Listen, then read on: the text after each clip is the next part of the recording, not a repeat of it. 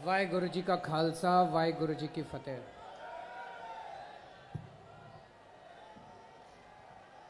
आज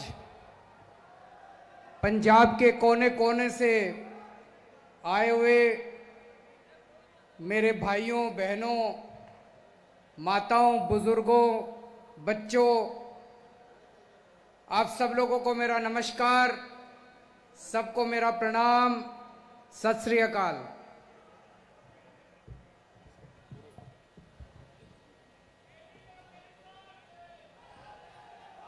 मैं देख रहा हूं दूर दूर तक जहां भी नजर जा रही है, इतने लोग आज आए हुए हैं। पूरे पंजाब से लोग आए हुए हैं, इतनी भारी संख्या में लोग आए हुए हैं। आप सब लोगों को मैं सल्यूट करता हूं, आप सब लोगों को मैं धन्यवाद करता हूं कि आप इतनी दूर से चल के इतना समय निकाल के आए, उसके लिए बहुत बहुत शुक्रिया।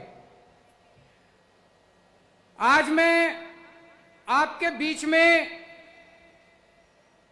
पंजाब के किसानों को सल्यूट करने के लिए आया हूं दिल्ली से।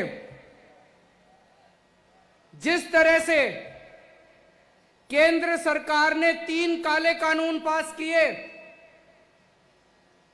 मोदी सरकार ने 3 काले कानून पास किए, सबसे पहले उसके खिलाफ विरोध में आवाज निकली, पंजाब से आवाज निकली। सबसे पहले पंजाब के किसानों ने उन तीनों कानूनों की खिलाफत करनी चालू करी। पंजाब के अंदर सबसे पहले आंदोलन उठा और वो आंदोलन दिल्ली पहुंचा। जो आग पंजाब के अंदर आप लोगों ने लगाई, आज वो पूरे देश के अंदर आग लग रही है। सारे देश के किसान आज खड़े हो गए आप लोगों के साथ।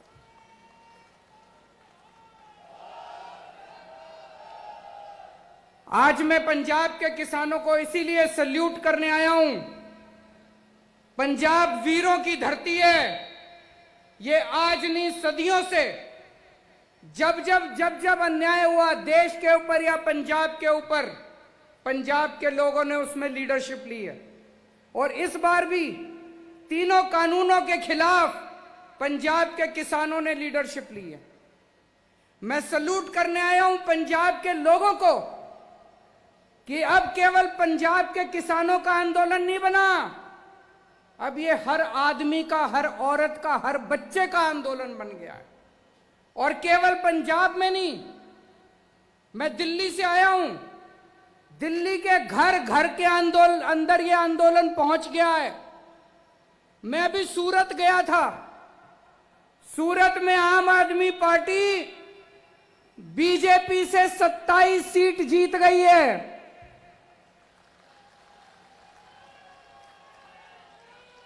बीजेपी के गढ़ के अंदर, गुजरात बीजेपी का गढ़ माना जाता है, सूरत में आम आदमी पार्टी पहली बार चुनाव लड़ी और पहली बार में सूरत के अंदर कांग्रेस की 0, आम आदमी पार्टी की 27 सीट आई हैं।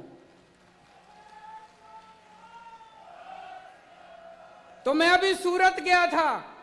सूरत के लोगों ने मेरे को कहा कि सर, अगर आप पंजाब जाओ तो पंजाब के लोगों ने को बोल देना पूरे गुजरात के किसान उनके साथ हैं। दिल्ली आपके साथ है, गुजरात आपके साथ है। थोड़े दिन पहले मेरी ममता बनर्जी से बात हुई। उन्होंने मेरे को कहा कि वेस्ट बंगाल के सारे किसान आपके साथ हैं। तो ये लोग जो बोलते हैं कि ये आंदोलन तो केवल 1-2 राज्यों का आंदोलन है, ये 1-2 राज्यों का आंदोलन नहीं है, ये पूरे देश के किसानों का आंदोलन है। और ये केवल देश के किसानों का आंदोलन नहीं है, ये हर भारतवासी का आंदोलन है, ये हर देशभक्त का आंदोलन है, इस देश के रहने वाले बच्चे बच्चे का आंदोलन है। इसके लिए मैं आज पंजाब के लोगों का धन्यवाद करने आया हूं कि आप लोगों ने इसको शुरू किया। शुरू से मैं इस आंदोलन में मैंने केवल समर्थन नहीं किया, इस आंदोलन का हिस्सा बनके मैंने इस आंदोलन के अंदर भाग लिया और आज उसको मेरे को हर जाना, ये हमें परेशान कर रही है मोदी सरकार, खूब परेशान कर रही है। अभी ये हमारी सारी पावर छीनने का कानून लेके आए हैं संसद के अंदर। जब पंजाब से किसान दिल्ली की तरफ चले नवंबर के महीने में, तो हरियाणा के अंदर हर शहर में इनको रोका गया, इनके ऊपर पानी की बौछारें छोड़ी गई, बैरिकेड लगाए गए, आंसू गैस के गोले छोड़े गए, हर जगह इनको रोकने की कोशिश की गई। लेकिन पंजाब के किसान कहां मानने वाले हैं? वो चलते गए चलते गए चलते गए, सारे अड़चन पार करते हुए, इनके बैरिकेड तोड़ते हुए, पानी की बौछारें पार करते हुए पंजाब के किसान दिल्ली के बॉर्डर पे पहुंच गए। जब किसान दिल्ली के बॉर्डर पे पहुंच गए तो दोस्तों मोदी सरकार ने एक बहुत बड़ा षड्यंत्र रचा। उन्होंने बहुत बड़ी प्लानिंग करी। मोदी सरकार ने प्लानिंग करी कि इन किसानों को दिल्ली आने देते हैं।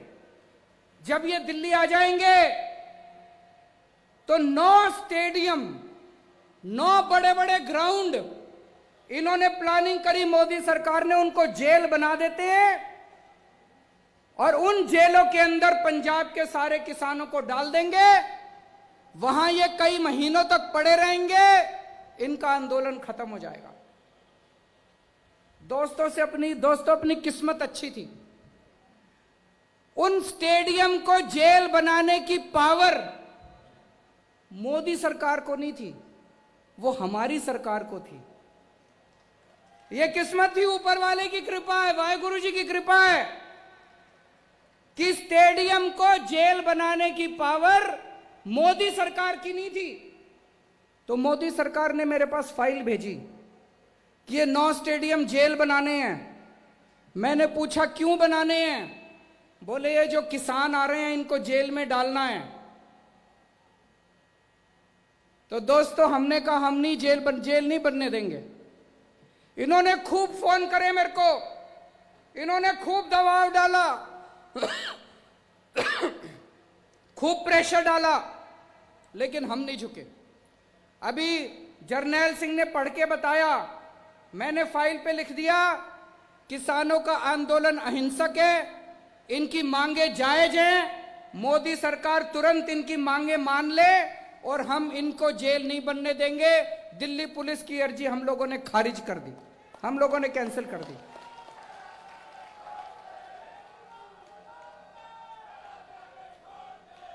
ये इतना गुस्सा हो गए, इतना गुस्सा हो गए मेरे से, मोदी सरकार खूब नाराज हो गई और उसी का नतीजा है पिछले हफ्ते संसद के अंदर मोदी सरकार कानून लेके आई है कि दिल्ली के अंदर अब से सारी पावर केजरीवाल की नहीं होगी।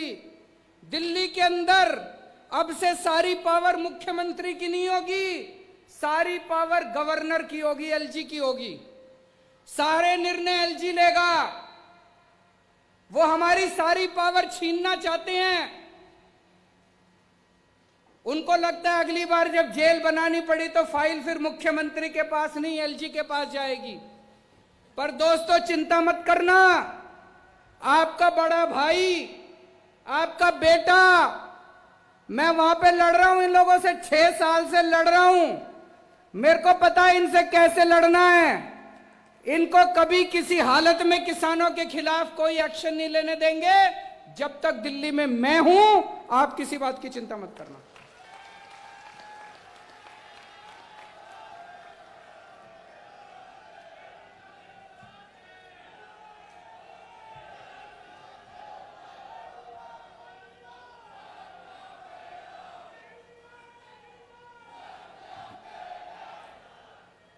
जब बॉर्डर पे किसान आके रुक गए, उनकी सेवा करने के लिए हमारे ये सारे एमएलए, जितने एमएलए बैठे हैं, पंजाब के सारे एमएलए, हमारे एमपी भगवंत मान साहब, हमारे दिल्ली के सारे एमएलए, दिल्ली के सारे एमपी, सबने वहां जाके सेवादार की तरह सेवा की। मैंने सबको बोल दिया, वहां जाओगे पार्टी का झंडा नहीं लेके जाना, पार्टी की टोपी नहीं पहन के जाना, पार्टी का नाम भी नहीं लेना, केजरीवाल का नाम भी नहीं लेना। सेवादार बनके वाहेगुरु जी का नाम लेके किसानों के बीच में जाके सेवा करना। इन्होंने सबने जाके रोज सेवा करी, और भी बहुत लोगों ने सेवा करी, केवल हमने नहीं। वहां पे और बहुत सारी जत्थेबंदियां हैं, सब लोग ने लंगर लगा रखा है। हमने दिल्ली सरकार की तरफ से वहां सारा पानी का इंतजाम करा, टॉयलेट का इंतजाम करा, हमने वहां पे लंगर का इंतजाम करा।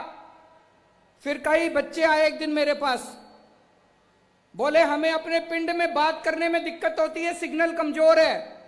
हमने वहां पे फ्री वाईफाई का इंतजाम करा दिल्ली सरकार की तरफ से। जो जो हम कर सकते थे हमने किया। तो एक दिन आपने अखबार में पढ़ा होगा, मैंने सोचा मैं भी सिंगू बॉर्डर पे जाके किसानों से मिलके आता हूं। जब मैं अपने घर से निकला तो दिल्ली पुलिस ने मेरे को रोक लिया। दिल्ली पुलिस मेरे अंडर में नहीं आती, दिल्ली के मुख्यमंत्री के अंडर में नहीं आती। मेरे को मेरे घर के अंदर नजरबंद कर दिया, मेरे को 24 घंटे घर से नहीं निकलने दिया, ताकि मैं सिंगू बॉर्डर पे जाके किसानों से ना मिल सकूं। लेकिन दोस्तों, मुझे कोई परवाह नहीं है, ये जो मर्जी अत्याचार करें, आप लोगों का लड़ाई, आप लोगों की लड़ाई जायज है, आपकी मांगे जायज हैं, आप सच्चाई के रास्ते पे चल रहे हो, अंत पंत में जीत अपनी होगी।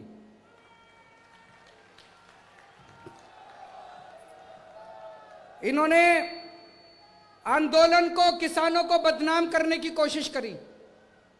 कभी कहते हैं खालिस्तानी है, कभी कहते हैं आतंकवादी है, कभी कुछ कभी कुछ, किस्म किस्म के इल्जाम लगाए आंदोलन के ऊपर। लेकिन देश की जनता देख रही है, इनका एक भी नहीं चली। आम आदमी पार्टी ने, इनके जितने बीजेपी के नेताओं ने गालियां दी, जितने बीजेपी के आगुओं ने हमारे किसानों को गालियां दी, आम आदमी पार्टी ने इनके ऊपर 70 केस कर रखे हैं, इनके सारे बड़े बड़े नेताओं के ऊपर केस कर रखे हैं। मुझे पूरी उम्मीद है ये जितने लोगों ने गालियां दी हैं, एक दिन ये सारे जेल जाएंगे जब आदेश पारित होगा।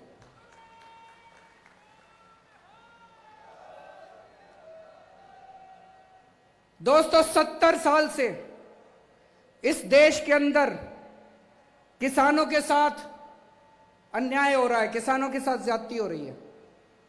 70 साल से इतनी पार्टियां आई, लेकिन किसानों को धोखे के अलावा कुछ नहीं मिला। कभी कोई पार्टी आती है, कहती है हम नौकरी देंगे, कोई नौकरी नहीं देता।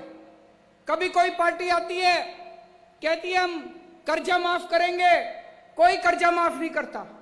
लेकिन दोस्तों, ये तीनों कानून जो हैं, ये तीनों कानून ऐसे हैं कि अगर ये लागू हो गए तो किसानों का कुछ नहीं बचेगा, ना उनकी जमीन बचेगी, ना उनकी खेती बचेगी।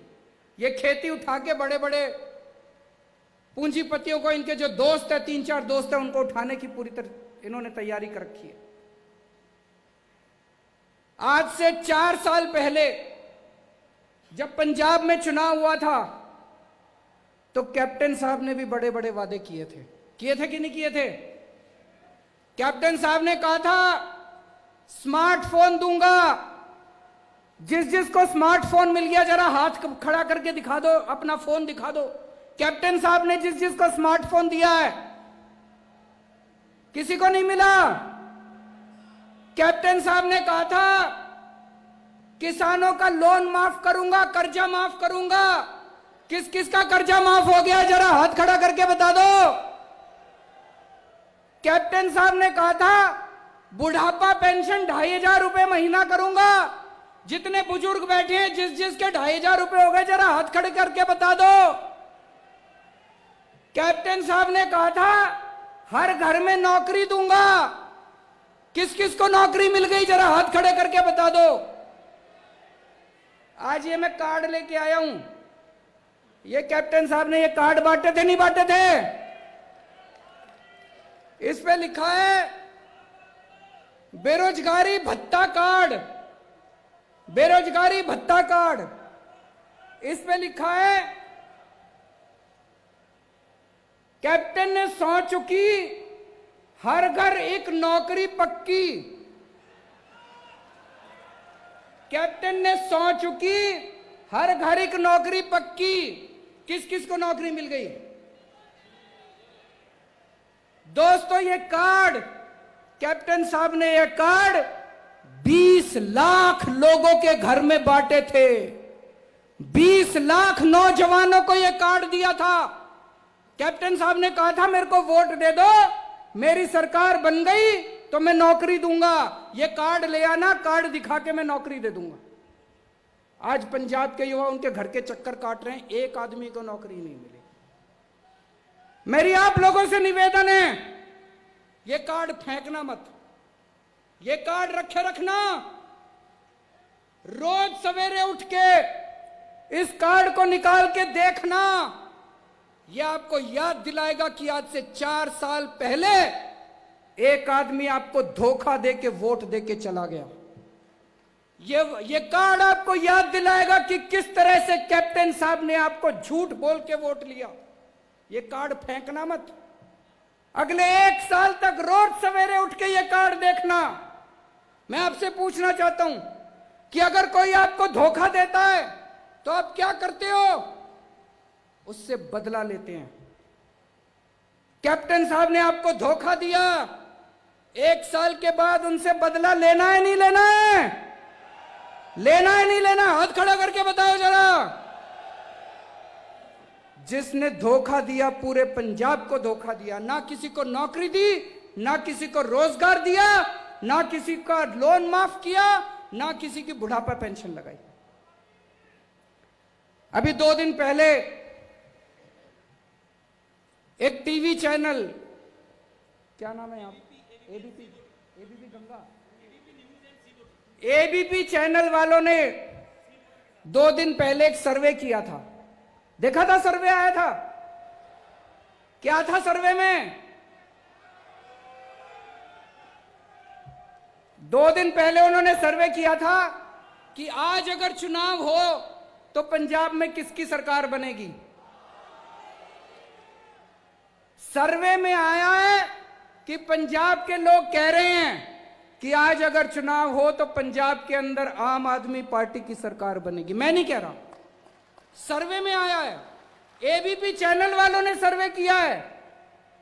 सर्वे के अंदर निकल के आया है कि आम आदमी पार्टी नंबर 1 पार्टी है, आम आदमी पार्टी की सरकार बनेगी। तो दोस्तों, ये कार्ड संभाल के रखना। 1 साल के बाद जब आम आदमी पार्टी की सरकार बनेगी, जिन जिन लोगों को कैप्टन ने ये कार्ड दिया था उनको आम आदमी पार्टी नौकरी देगी।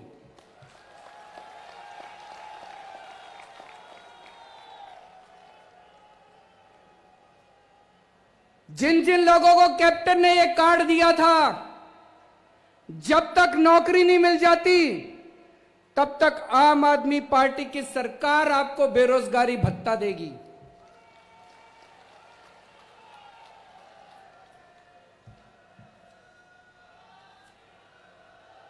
कैप्टन साहब ने जितने वादे करे, एक भी वादा पूरा नहीं किया। दिल्ली के अंदर हम भी चुनाव लड़े थे, दिल्ली के अंदर चुनाव के पहले हमने भी वादे करे थे। भाई साहब, एक एक वादा पूरा किया, एक एक वादा पूरा किया। चुनाव के पहले मैंने दिल्ली की जनता को कहा था मेरे को वोट दे दो, दिल्ली में 24 घंटे बिजली आती है, कोई पावर कट नहीं लगता, 24 घंटे बिजली आती है। और बिजली का बिल कितना आता है? ये मैं देख रहा हूं कई लोगों को यकीन नहीं हो रहा। मैं देख रहा हूं कई लोगों के चेहरे फक पड़े हैं अभी, उनको समझ नहीं आ रहा, रे ऐसे कैसे हो सकता है, बिजली का बिल 0 कैसे आ सकता है। भाई साहब, दिल्ली में 73% लोगों का बिजली का बिल 0 आता है, उनके घर बिजली का बिल नहीं आता। उनके घर बिजली का बिल नहीं आता, 24 घंटे बिजली आती है। चमत्कार है ये। और पंजाब के अंदर इतना बिजली का बिल आता है। तो दिल्ली के अंदर अगर 24 घंटे बिजली आती है, दिल्ली के अंदर 0 बिजली का बिल आता है, पंजाब में बिजली का बिल 0 होना चाहिए, नहीं होना चाहिए? ऐसे नहीं होगा, जोर से बोलना पड़ेगा। हाथ खड़े करके बताओ, बिजली का बिल 0 होना चाहिए, नहीं होना चाहिए? दिल्ली में हो सकता है तो पंजाब में क्यों नहीं हो सकता? कौन करेगा? कौन सी पार्टी करेगी? कौन सी पार्टी करेगी? चुनाव के पहले मैंने वादा किया था अपने लोगों को दिल्ली में कि मेरे को वोट दे दो, मैं स्कूल अच्छे कर दूंगा। आज दिल्ली के सरकारी स्कूल इतने शानदार हो गए, इतने शानदार हो गए। हमारे गरीबों के बच्चे इतने शानदार स्कूलों में पढ़ते हैं। आज हमारे गरीबों के बच्चे डॉक्टर बन रहे हैं, इंजीनियर बन रहे हैं, एडवोकेट बन रहे हैं। मैं आपसे पूछना चाहता हूं, पंजाब के स्कूल अच्छे होने चाहिए, नहीं होने चाहिए? कौन सी पार्टी करेगी? कौन सी पार्टी करेगी? चुनाव के पहले मैंने दिल्ली के लोगों को कहा था, हमको वोट दे दो, हम अस्पताल अच्छे कर देंगे। आज दिल्ली के अस्पताल इतने शानदार हैं, भाई साहब, अगर 15 लाख रुपए का भी ऑपरेशन हो, दिल्ली के अस्पताल में फ्री में होता है, एक पैसा नहीं लगता। सारी दवाइयां मुफ्त, सारे टेस्ट मुफ्त, सारा इलाज मुफ्त, सारे डॉक्टर मुफ्त, और इतने शानदार सरकारी अस्पताल हैं। पंजाब में होना चाहिए, नहीं होना चाहिए? कौन सी पार्टी करेगी? तो दोस्तों, 1 साल है, 1 साल के अंदर अब अपने को मिलके हम सब लोग गांव-गांव के अंदर, हर पिंड के अंदर, हर पिंड में जाएंगे, हर मोहल्ले में जाएंगे, हर गली में जाएंगे और आपके साथ मिलके एक नए पंजाब का सपना तैयार करेंगे।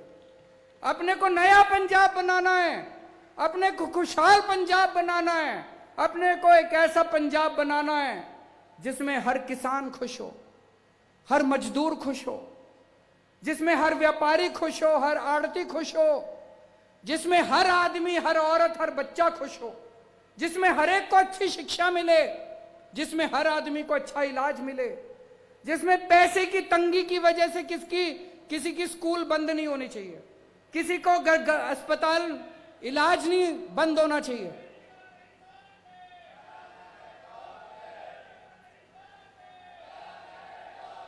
तो हम सब लोगों को मिलकर एक ऐसा पंजाब बनाना है। अगले 1 साल में हम सब मिलकर एक ऐसे पंजाब का सपना तैयार करेंगे। उसके बाद आम आदमी पार्टी की सरकार आएगी और आपके साथ मिलके पंजाब को एक नया पंजाब बनाएंगे, खुशहाल पंजाब बनाएंगे।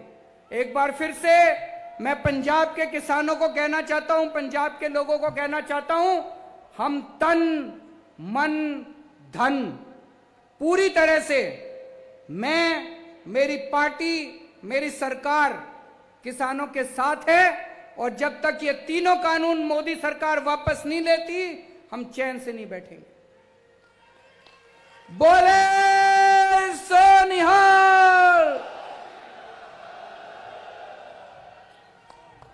इनकलाब, किसान मजदूर एकता। वीरो, अज दा थोड़ा जेड़ा इकट्ठ है, इस गल का सबूत है।